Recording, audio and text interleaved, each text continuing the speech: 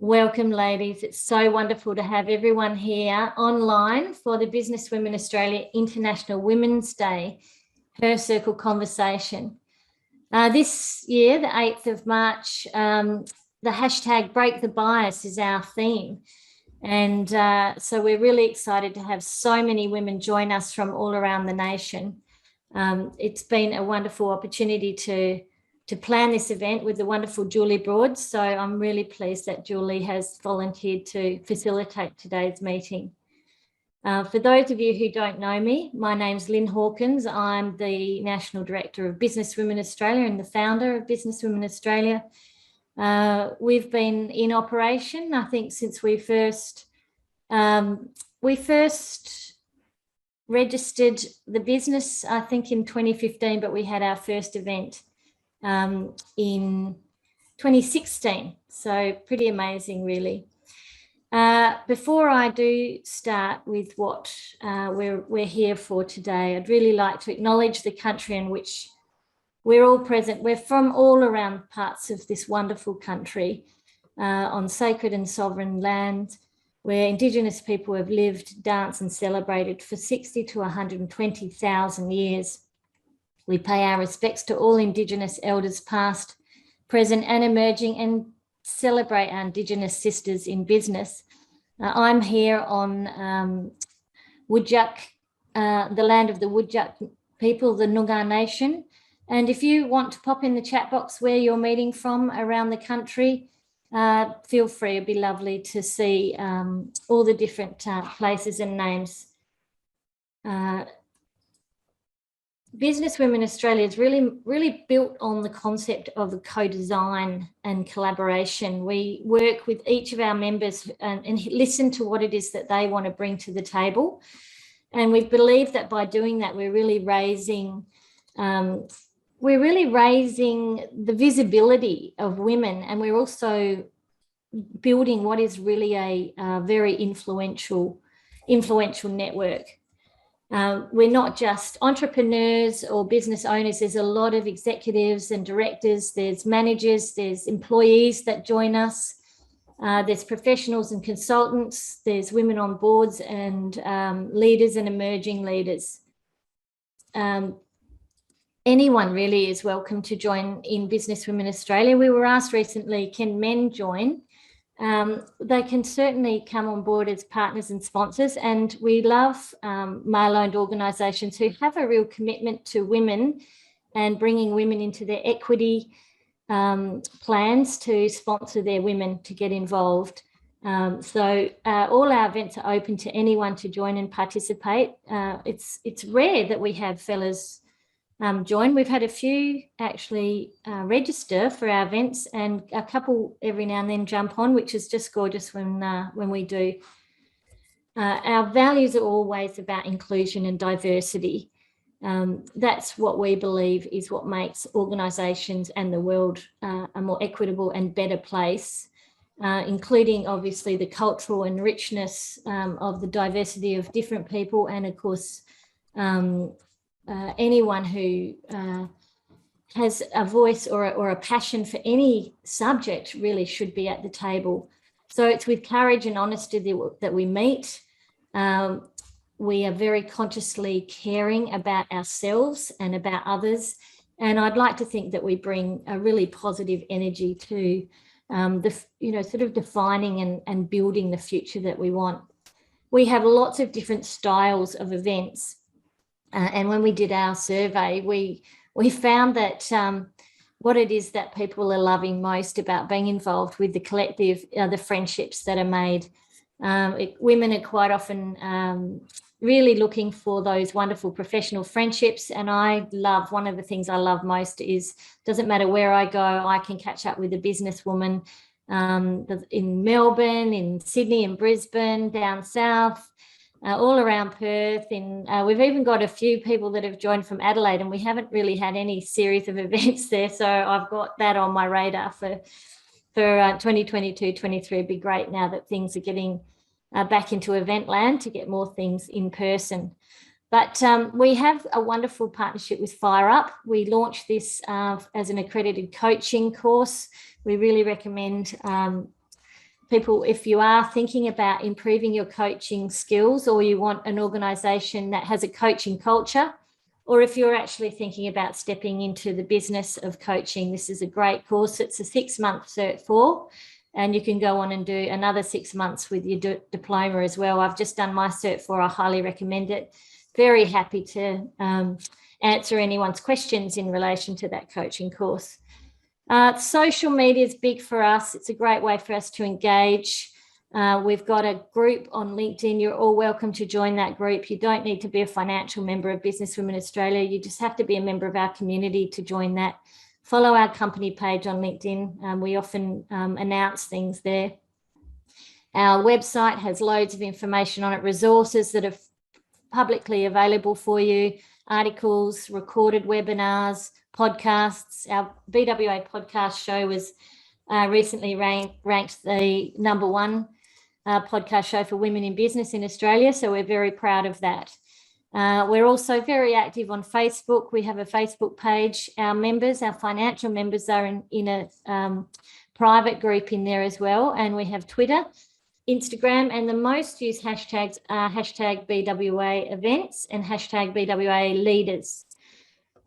We could not do what we do without these amazing collaborative partners. When my co-founder retired, I sat back and thought, well, what do I do with all the bits of this business that Jen was doing that I really don't enjoy? And I actually was so delighted to have Kathy Smith from Catco Enterprises come on board and redesign our website and look after our digital platforms, our social media. The wonderful Donna Dankett and her team at Solo Accounts, who look after all our invoicing, our accounts dealing with our accountants. The team at Hawkins Marketing that help in the background with our strategy, and Intact Teams, Jessica Schubert, who has designed some wonderful leadership development programs for Businesswomen Australia.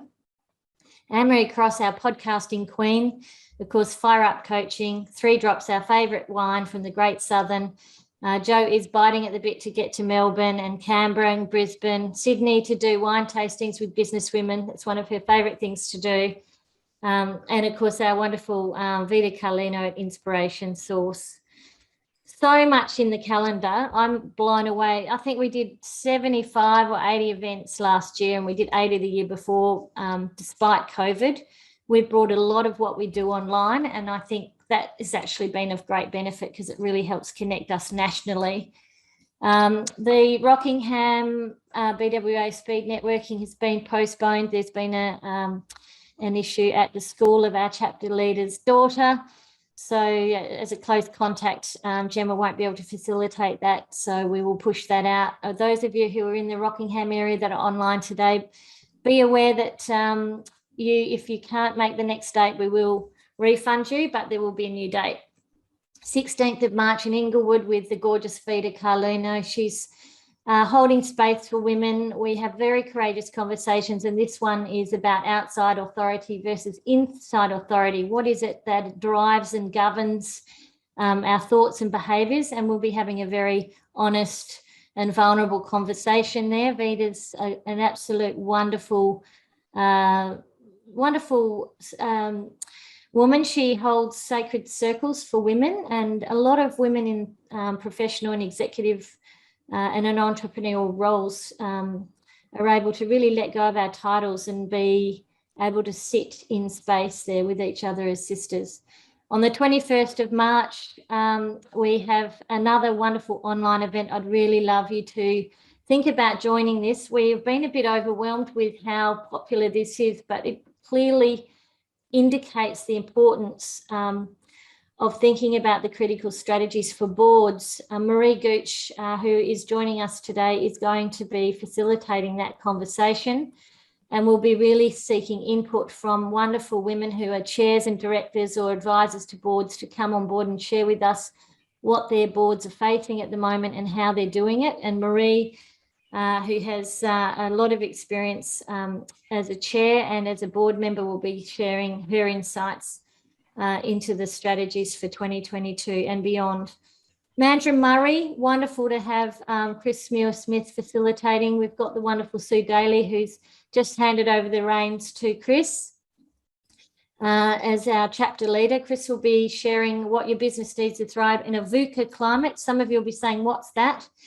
VUCA is the volatile, uncertain, complex, and ambiguous times. So there's some thinking around how we can best deal with these kinds of times. That's a term that originally came out of military thinking and defence, and it's something that is very relevant today. The 24th of March, Sydney, ladies, thank you to Crevia, who has stepped up to be our convener over there. There's a morning tea and mingle at Sticky Fingers in Surrey Hills. We've already nearly at the maxed out numbers for that. So if you're in Sydney and you want to catch up with our local members and guests, you don't have to be a member. You can jump on board if you're considering membership and meet some of our local ladies. They're amazing women over in Sydney. And the 7th of April, the lovely Bev Andrews, who's a leader in change management, will be facilitating a breakfast in the CBD in Perth on enterprise change. She's done a lot of work with large organisations and enterprise-sized organisations, helping build internal capability. And I think that is going to be a very timely event to be able to pick the brains of Bev. So again, our next online webinar, I'd really like you to all hear today. There was an incredible brains trust of women who've jumped on board here today to join us for International Women's Day. I'd really like to encourage you to join us on Monday, the 21st of March. You'll find all these events on our website in the calendar. If you're going to the events calendar, you'll see everything in there and you can go between months. I'd encourage you, if you aren't already subscribed to our newsletter, you can do that through the website as well. And you can, of course, download our Buzz magazine. We'll be starting to work on the 2022 Buzz magazine, but we have last year's one is definitely worth a read, as is the year before. So they're freely available to download from our website. So have a play in the website. It's definitely worth it. If you want to become more involved and a member and really get access to all the discounts that we offer in events and the discounts to our courses, please do. It's $299 for 12 months for a classic membership. That really helps us pay our contractors. My partners don't. We all do it for the love of women and for the passion of what we do, but we love to pay our young team of contractors for all the hard work that they do in the background, and our membership helps us do that.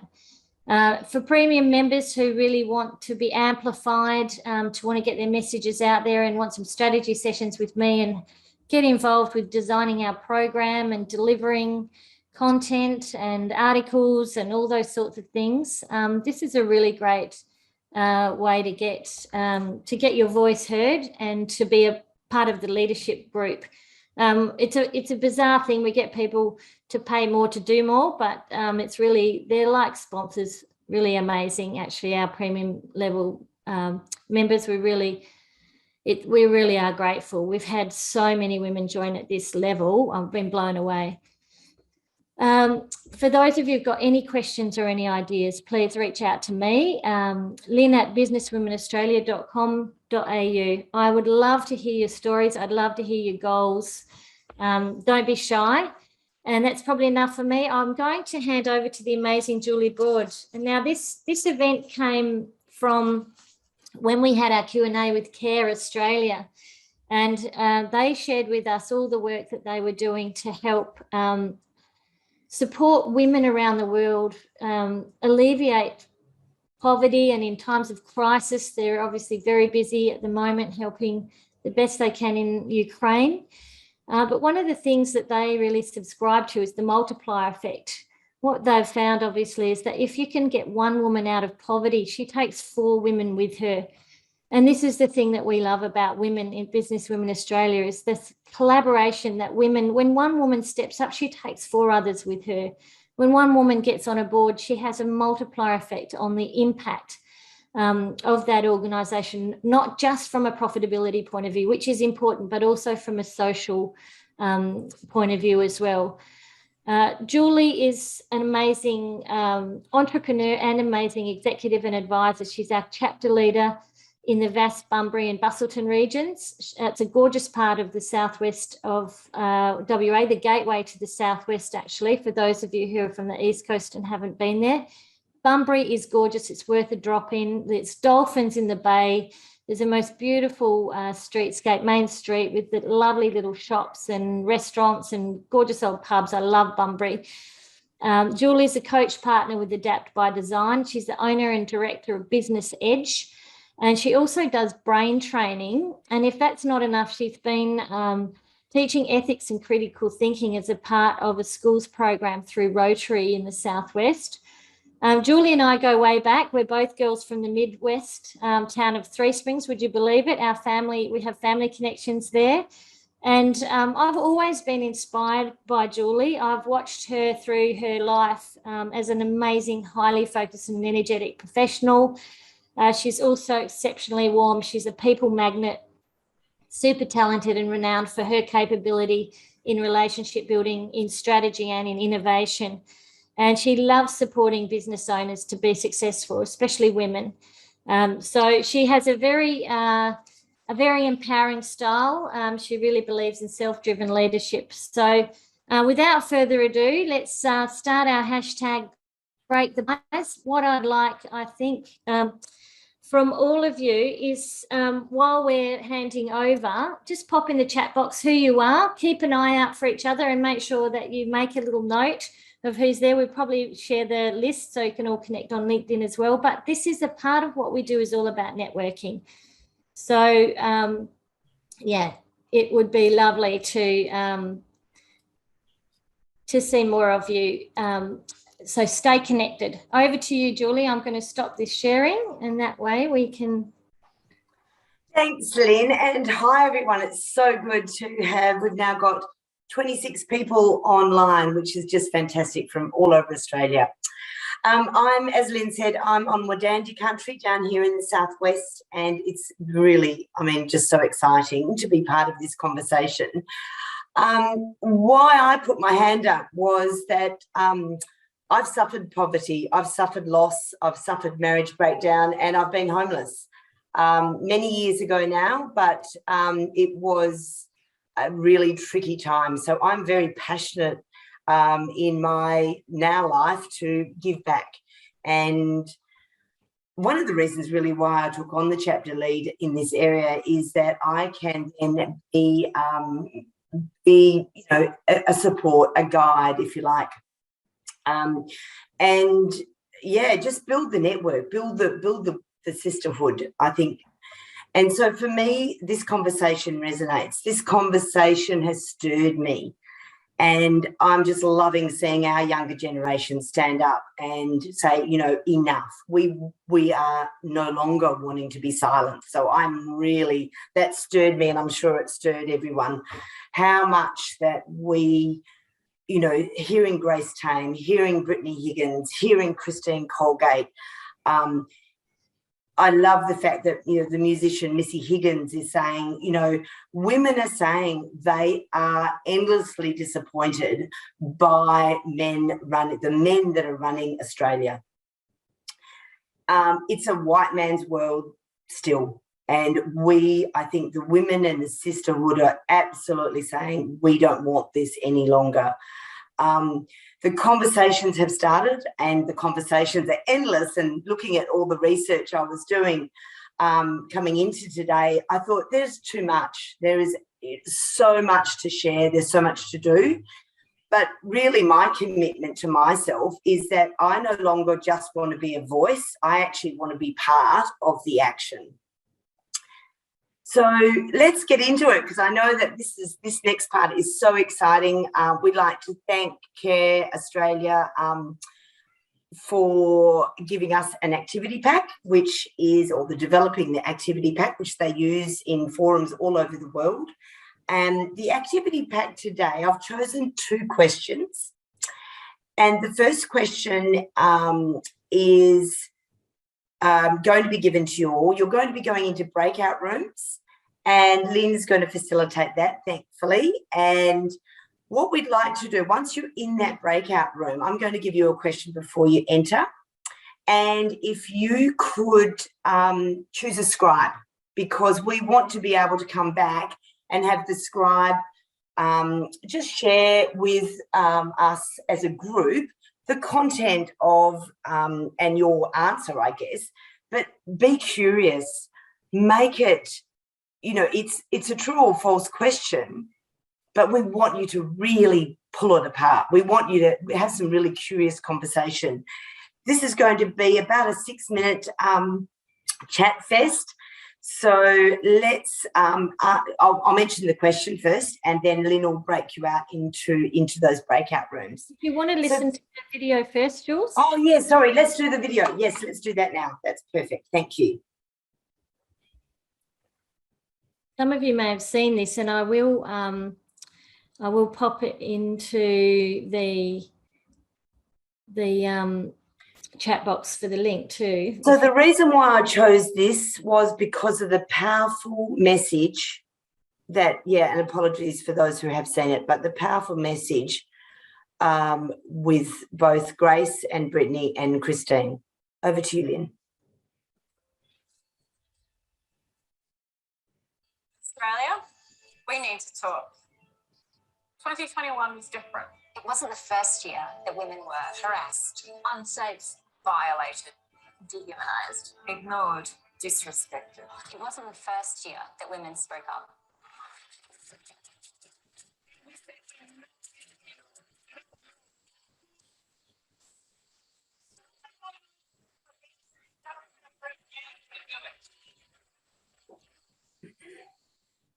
Racism, sexism and discrimination are built into the structures all around us. In homes, in workplaces, everywhere, even in Parliament. An explosive allegation that throws the spotlight on the culture inside Parliament House. But 2021 was different. More Australians started to listen. The more people listened, the more familiar the story became. Women right round the country said, "This is my story too." 1 out of every 5 women will be sexually assaulted or raped in their lifetime. If you're a First Nations woman, a woman of colour, A woman living with a disability or are queer,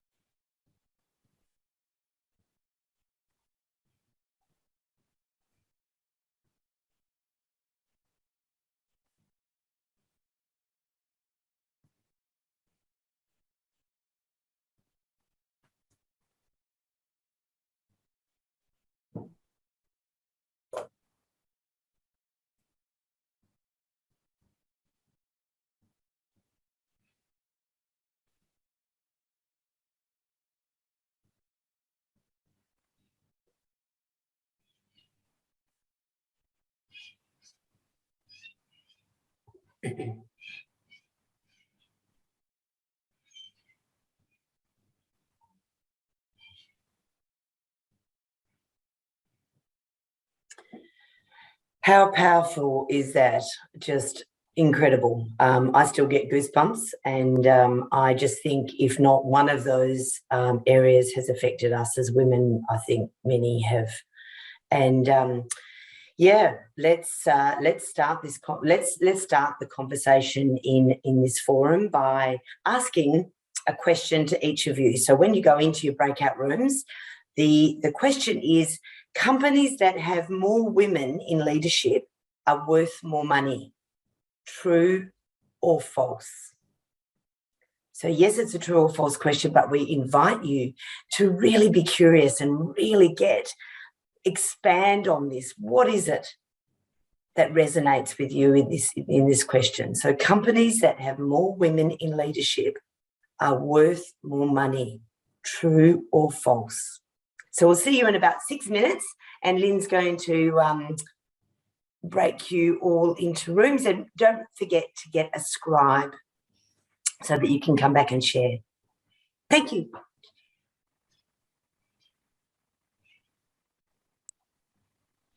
Okay, what I'll do is I'm just going to open all rooms. I will give you a bit of a warning when it's time to wrap up the chat, because I know when I put 3 to 4 ladies in a room together, you will just get on, you'll do a bit of networking, you'll get chatting about that. So, Julie, remind us what the question. So it's companies that have more women in leadership are worth more money.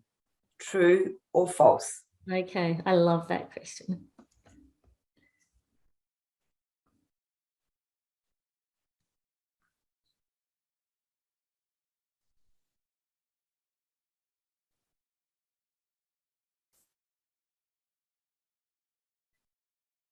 I love that question. Those organisations where women are in leadership roles worth more or less? Certainly the research shows that where there's more women on boards, where there's more women in executive C-suite roles, where there's greater gender diversity and cultural equity, the research says some very interesting things. So I can't wait till the ladies come out of the breakout room. I'm going to pause now and then I'll re-record when we get back on. Over to you.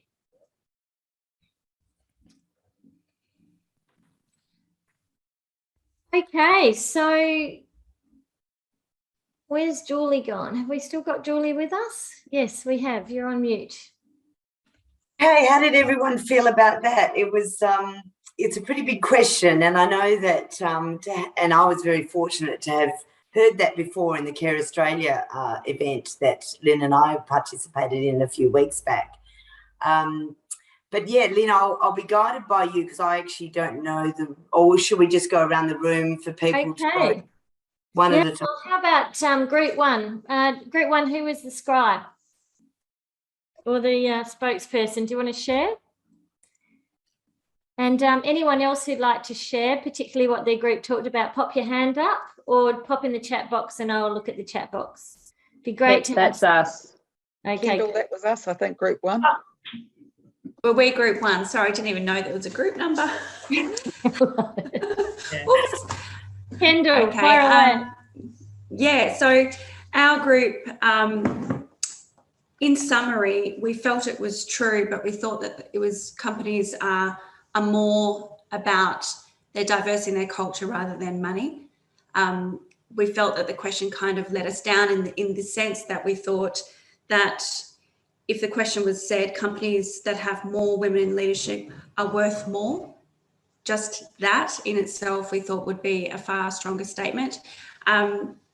We believe that when you have diversity in a company that more people are going to step up and I guess are led from a representative group of people that represents their community, and that should equal increased profit, increase value. But we believe that more women at the top, and not just one, that you need more women that will also help with that diversity at that management level. Yeah, there's a lot in there. Wow, that's a lot of very deep and rich input that you've managed to get out of a large group in 5 minutes. I love that. I mean, this is what blows me away is the wisdom that comes from women. Is there another group that wants to share what came up in your group? I think Marie's there. Marie, fire away. Marie Gooch, awesome to have you here today. Hi, Lynn. Thank you. Hello, ladies. Wonderful to join in on this very important day. Gerda Schultz and Anke Schapler and I had a bit of a conversation, and we all agreed that, yes, companies with women in leadership roles are more successful. And it was mentioned about Denmark, the country, who have proven that over time. It's interesting that we get to see public companies when we possibly use these statistics, but it has been, it has been proven and noted in Australia. We also then sort of went off into different areas and found out a little bit about ourselves, which is really quite amazing, and felt that women bring diversity, skills and knowledge, so echoing Kendall from the Triple R Network.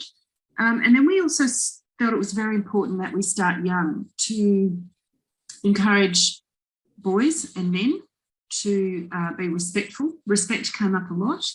And then also young women to start early as well, and ensure that we are safe, everything is equitable. So there's three key messages from the video with Grace Tone and those other amazing women in it. So all in all, summary, yes, we felt that having companies that have women in leadership are worth more or are more successful. So not dissimilar to what Kendall was saying. Thanks. Yeah, it's an interesting one, isn't it? I've been such a fortunate female. I've been really felt safe through my entire life. I had a dad who was just a wonderful father. I had 4 amazing biological brothers and a wonderful foster brother. In my schooling, I grew up in the country, so I was a bit free range, probably a little bit of a feral girl. Probably was called a tomboy, to be honest, which I would look back now and find quite an incredible term, but had a lot of safety around me in terms of a great community. And when I left UWA and worked, I was always in wonderful, respectful environments. And in my work with Business Women Australia, hearing the stories of other women who have had polar opposite experiences has made me realise how important it is for women like me who've had what has been probably a lucky life in a lot of respects, to be actually able to curiously listen to the experiences of other women and realise how prevalent it is that the opposite is the case, because I've realised my story is unusual. Okay, Pippa, you've got your hand up. Pippa, it's lovely to see you here too. RSM in Perth, gorgeous. Haven't seen you for a while. Hope you're well. What did your group share? Yeah, so we took it, well, probably led by me because I work in a sort of facts-based industry.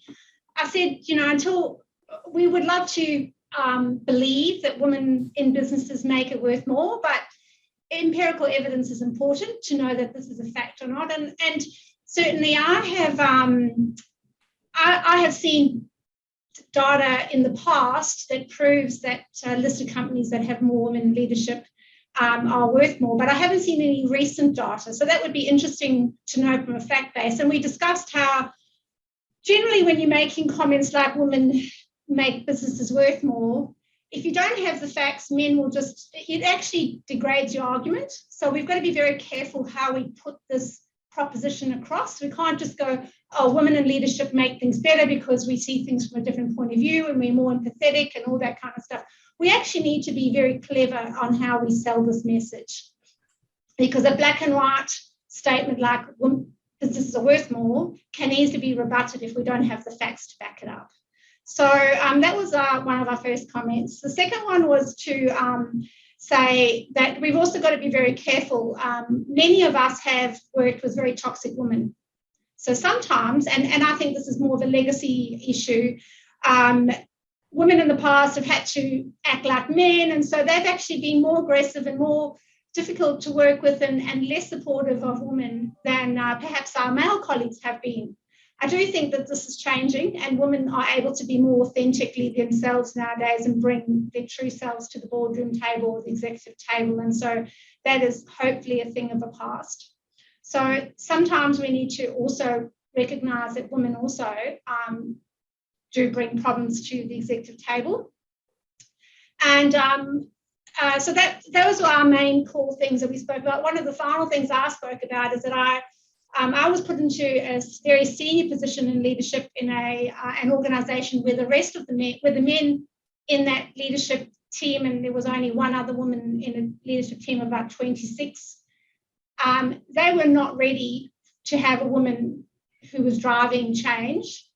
And actually it went very pear-shaped because they weren't used to a woman who was strong and had a voice and wasn't afraid to use it.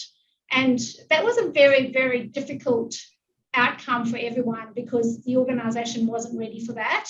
And so what I wanted to end on is, yes, women in leadership can make a big change, but unfortunately we have to have the men that are already there ready for that change.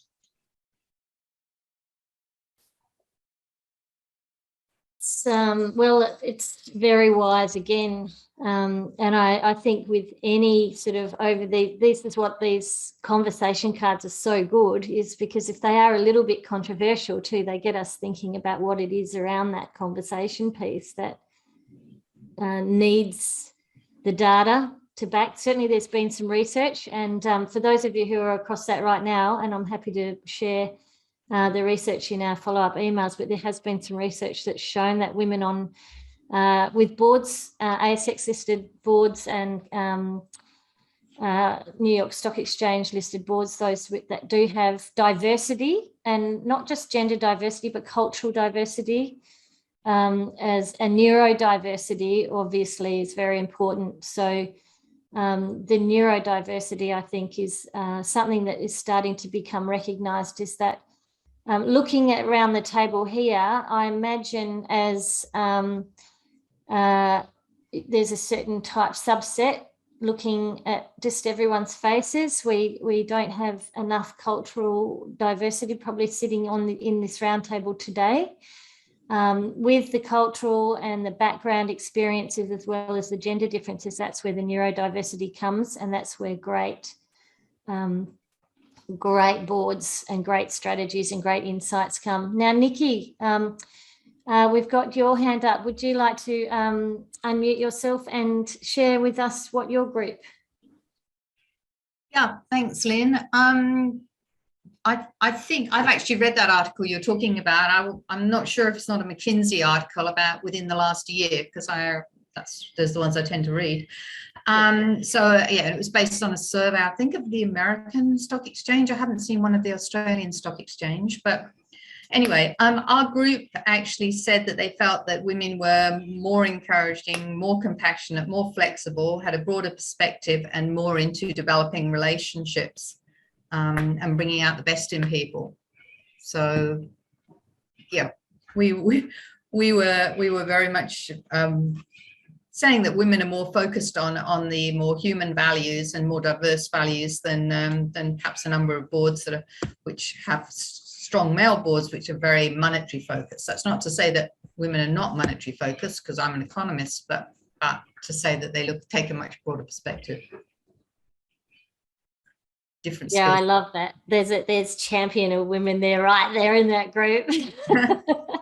And the reality is we need to recognise what it is that that the general differences are, although we might argue, and I'm very masculine in my energy in a lot of ways. I've become more feminine being involved with Business Women Australia and tuning into the feminine strength and what it is that makes those beautiful nurturing and collaborative aspects of being female. And I love having the debates with the men in my life around these things, because they bring all that to the table too. So but it goes to show that it's wonderful to have that passion, and I think it does show boards that any boards that are more diverse have got to be better, surely. Samantha, you've got your hand up. Do you want to unmute yourself and share? Thanks, Lynn. I just wanted to add something really quickly. I wasn't really I can't really remember how to summarize what we all talked about, but I think that the diversity in companies is more successful because it reflects more open-minded people, not necessarily that it's a female or a woman, because some women have, more strengths than other men, and it's individual based. But I think the reason that diversity would reflect a more successful company would be the fact that, people are more open-minded.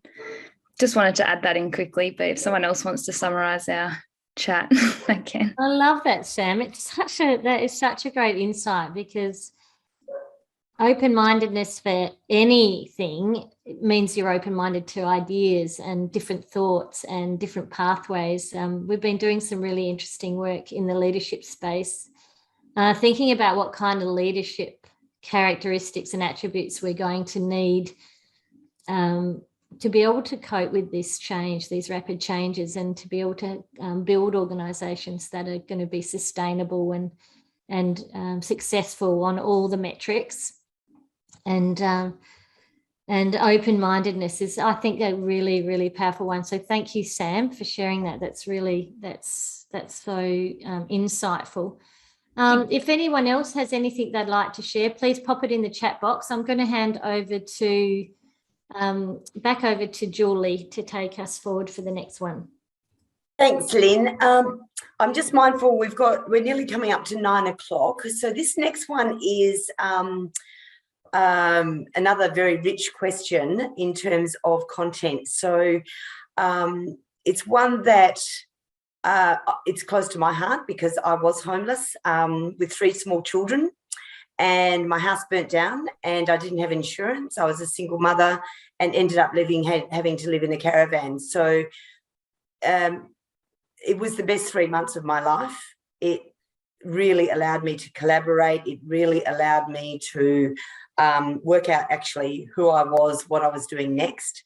I met the most incredible characters living in this caravan park, and I just used it as my power to really get back on the horse. So the next question is, who is the fastest growing cohort of people experiencing homelessness in Australia, and why? And this question, I would, just encourage you again to be curious about that question. It is, and really the why for me, like, why is this happening? And if we can come back in, probably, because we're already there, let's come back at, Lynn, what do you think? I think another 6-7 minutes, because, I'd really love to spend that next 20 minutes on the outcome of and the content. Yep, that sounds good. We'll have 6 or 7 minutes, and I'm going to recreate it. So you're actually going to potentially be in different rooms. That's okay, Catherine. Lovely to see you. We will see you more. Julie, can you write that question in the chat box? Oh, sure thing. Thank you. Okay, I'm recreating our breakout rooms, and I don't know if I can in time, but I'll try. It's what is the fastest growing Who is the fastest growing cohort of people experiencing homelessness in Australia, and why?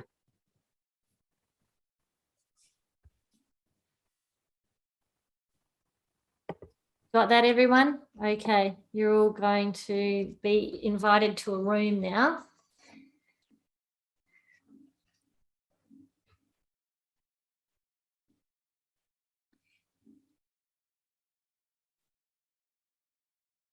So the fastest growing cohort, we know that women are experiencing homelessness like never before, and it really is a concern. I have clients in the family law area, and it's and I think that what we find is that women are very vulnerable particularly in times of divorce and separation too. And I think the stats are showing that women are very vulnerable when there's a crisis, or when there's a family breakdown, or escaping from family violence. A lot of women have given up given up a lot to parent. They don't have the finances, they don't have the investments or the superannuation necessarily either. So women are certainly the growing homeless cohort in Australia, and it's something that I think I'll be very interested to hear what the discussions are that come out of these breakout rooms. So I will pause our recording and then I'll start recording again when our ladies come back.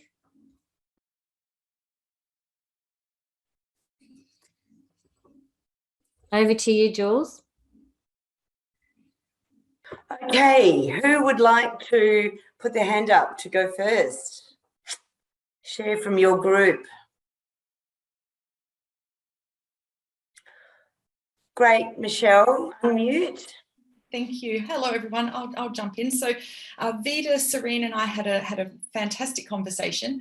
We were talking about this in the context of women over 55 being the cohort or the demographic where homelessness is most prevalent, is growing. And there's a whole number of factors, the variables that are sort of intersecting to create this problem. Divorce, family and domestic violence, caring, being carers, raising children, being out of the workforce and not having superannuation, compounding with age discrimination. So women who are, highly qualified, highly experienced, but just not even getting interviews because of a number.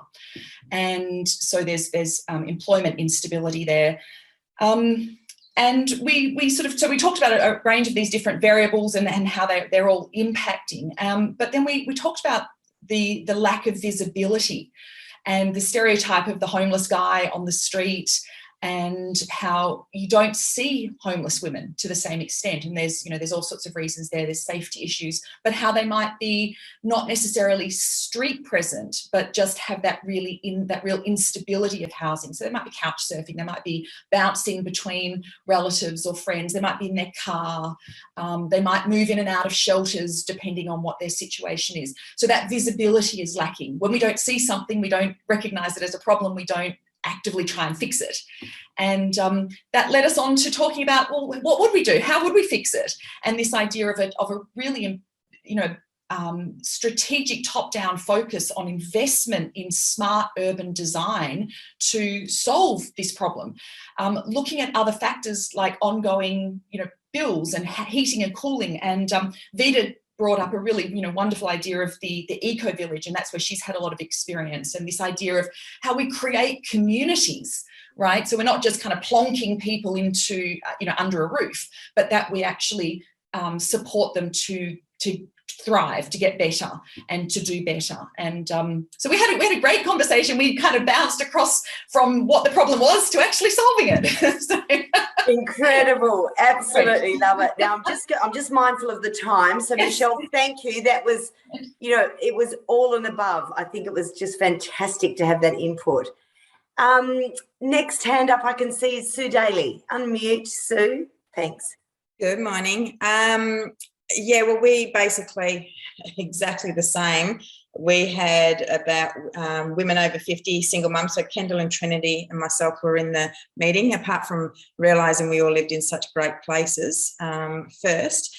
Women over 55, single mums were the two areas that we get. COVID being one of the biggest factors. I also explained that down in Mandurah here, people living in cars was so prevalent, and you were correct. You couldn't see it. So Michelle, what you were saying about it's not in people's faces, so they don't see it. But I know through real estate agents and that down here, the amount of people that are rocking up to a rental property is between 70 to 200.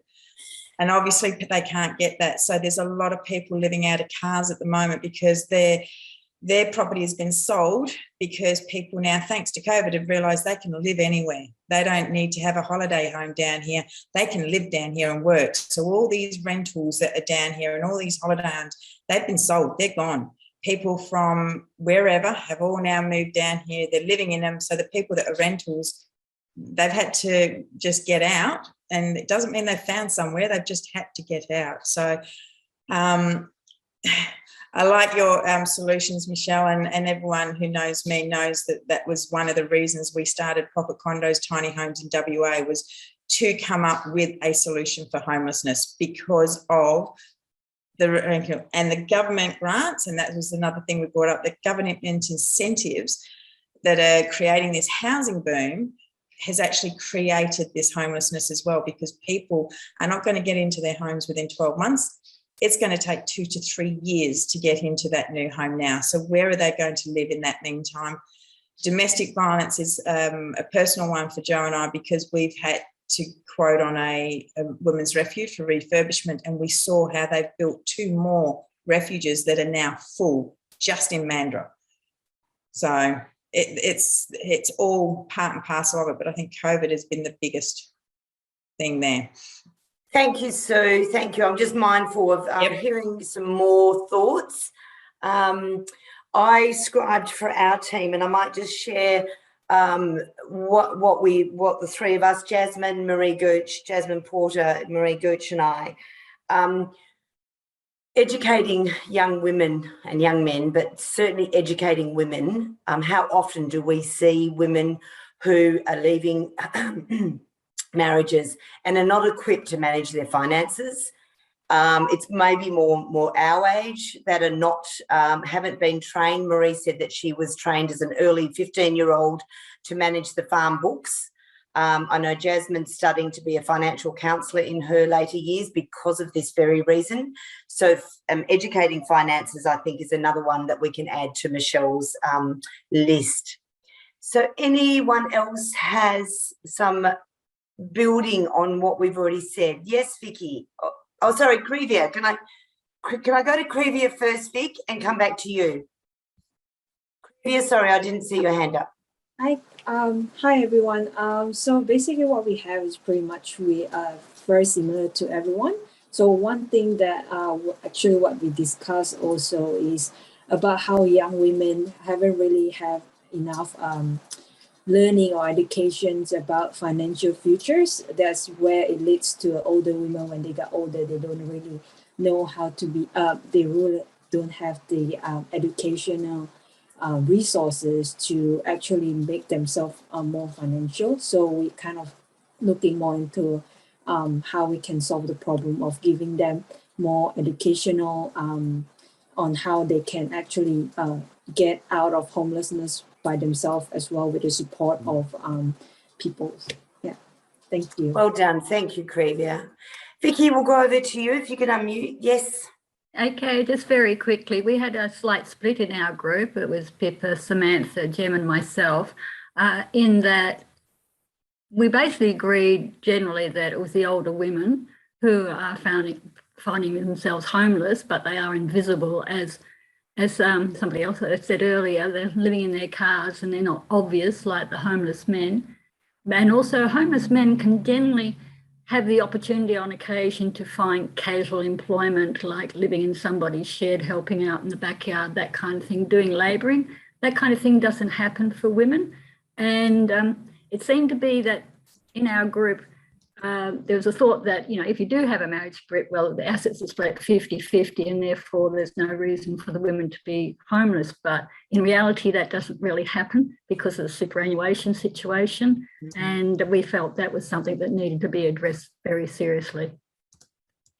Great point. And in fact, Marie in our team mentioned that very thing. She's got a real life case at the moment with a friend of hers who's leaving her marriage, and her husband doesn't understand why his very lucrative superannuation fund should go anyway to her because, but yeah, it's his. So it's real, it's there, and I think we're certainly witnessing so many complications. So anyone else that we can hear from?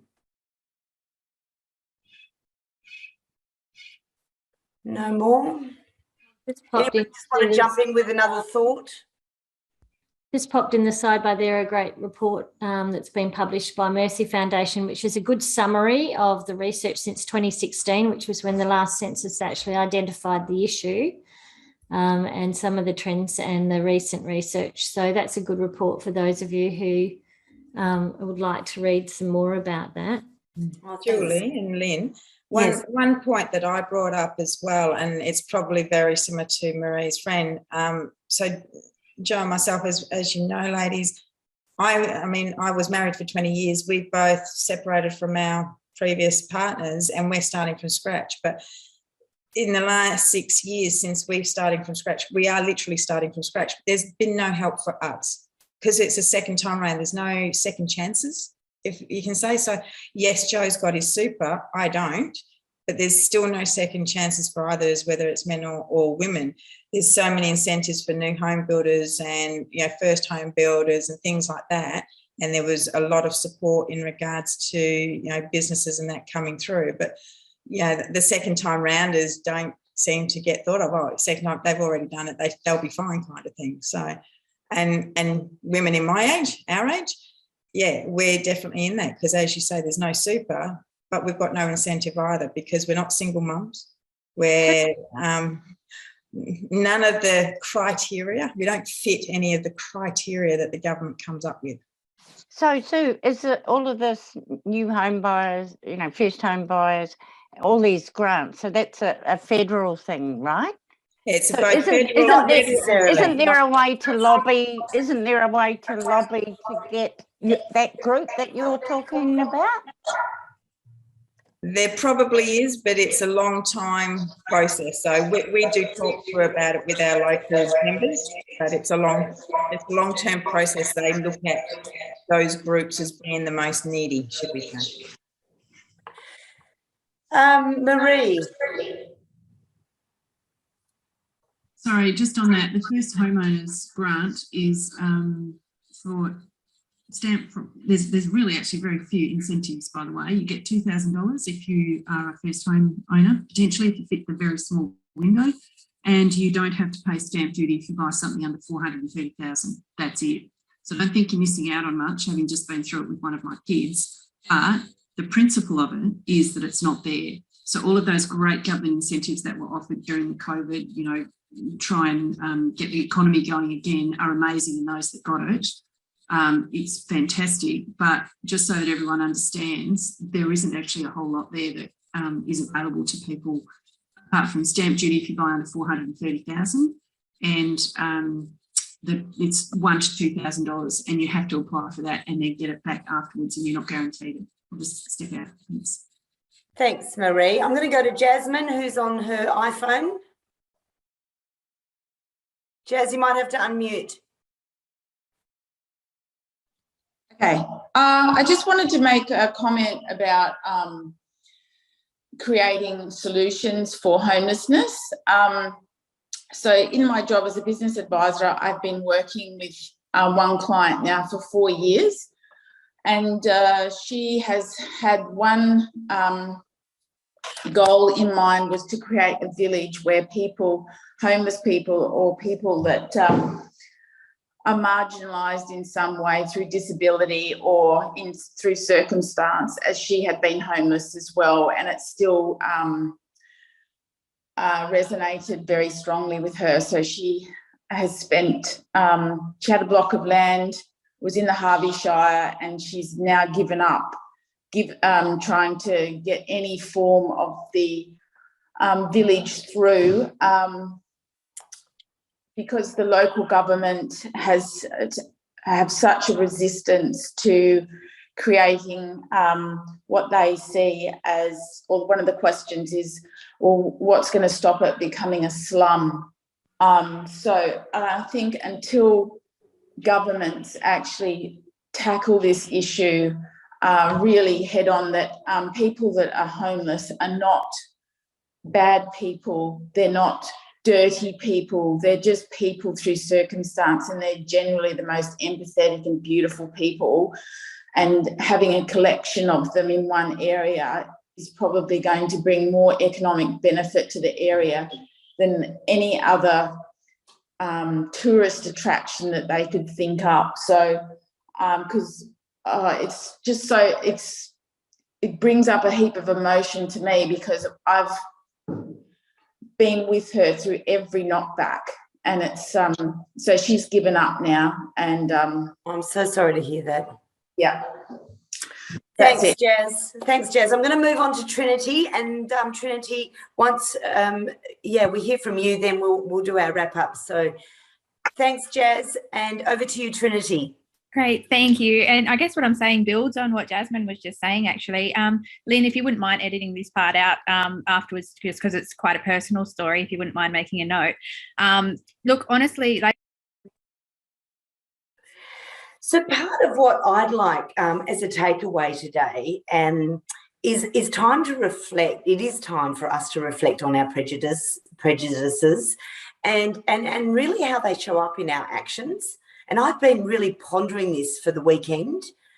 I'd like to think I don't have any prejudice, but I'm sure I do. So I'm going to still dig a bit deeper. Probably like Trinity, like Jazz, or like a lot of women, I'm sure, now in our network, is that we have a lot of empathy and we have a lot of care when we've gone through these, and I'm not saying other people don't, but we do have a heightened sense of awareness. And I guess, Lynn and I were talking about, would you like us to keep this discussion going, not about this particular subject, but as part of our network, part of Business Women's Australia, should we just be doing this on International Women's Day?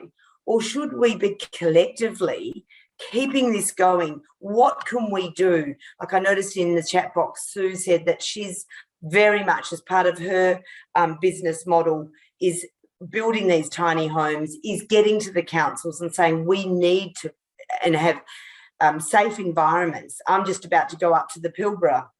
I've got a contract up there in a town that's really dysfunctional. And part of the dysfunction is that people not only are not fed, but women are not safe.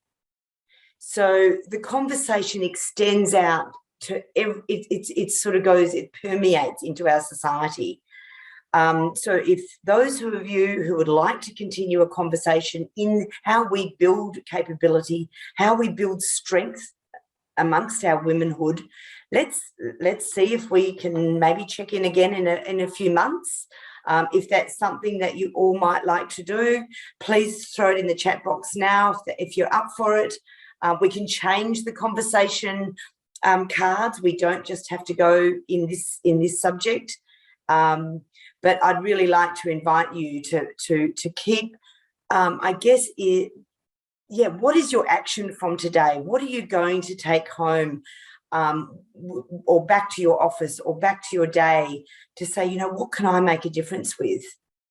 So if there's any closing comments, I know it's 9:27, so I'm very mindful about stopping this conversation at 9:30. Lynn, thank you for your incredible insights, your willingness to let me have a go at this. It was just I'm so passionate about building women and helping support women in any way I can.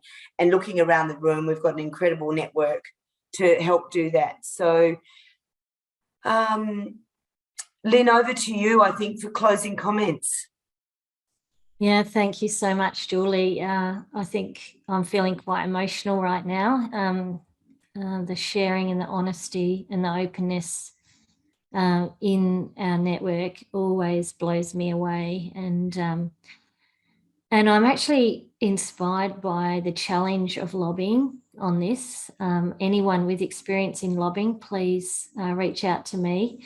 I'm going to share this link to the recording. It will sit publicly on our website, and I'm going to encourage you all to find out who your local member is and share with them this conversation so they can sit and listen to what we have recorded with some of your own thoughts to the ministers who actually to try and do more for women.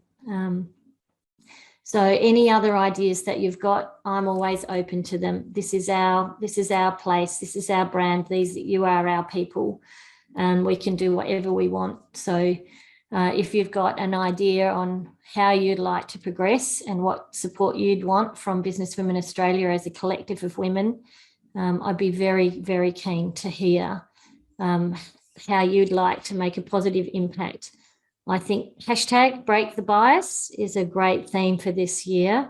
And if we keep this as a theme, we can really explore a lot of really interesting subjects. So Julie, if you're game, I'm game, we can facilitate so many more powerful conversations, and we can record them, and we can bombard anyone in positions of policy and structural change and in funding that can make a difference. We've got these recordings. That way, I think it's a really easy and powerful way for us to share the message. So thank you for your time. Thanks for stepping up, Julie. Thank you to every single one of you ladies who, in these busy days that we have, where we're juggling so many things that we do, you've taken the time out of your day to join us. Beautiful to see Trinity there. Beautiful, making the future leaders of the world. Lovely. Thank you for your honesty too. And for everyone who shared from the heart and participated in the breakout rooms. It was so lovely to hear you enjoying meeting each other. It's a phenomenal collective. And the sisterhood is the theme of this is together we can achieve so much more. So thank you, everyone.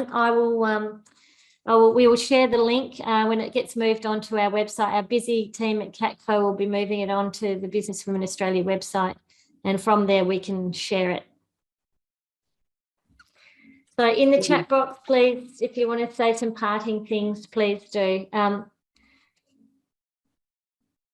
Nice one, Vida. I love that. For those who haven't seen, this is the break the bias. What do you call it? Symbol, yeah. So women all over the world are actually doing this at the moment. Beautiful. So today it's International Women's Day. Break the bias. Love it. I might take a screenshot of that. Hang on, see if I can. How do I do Yeah, that's a great idea. Hang on. Keep it up, girls. I'm just going to use this snipping tool. I did one then. I'll send it to you. Oh, you're so clever, Marie. I love the way you know how to do that. You ought to get that. Beautiful. Thank you, ladies. Great job. See you hopefully for the next one online with Marie Gooch. That's going to be another amazing one, Critical Strategies for Boards in 2022. We'll see you there if we don't see you beforehand. Thank you.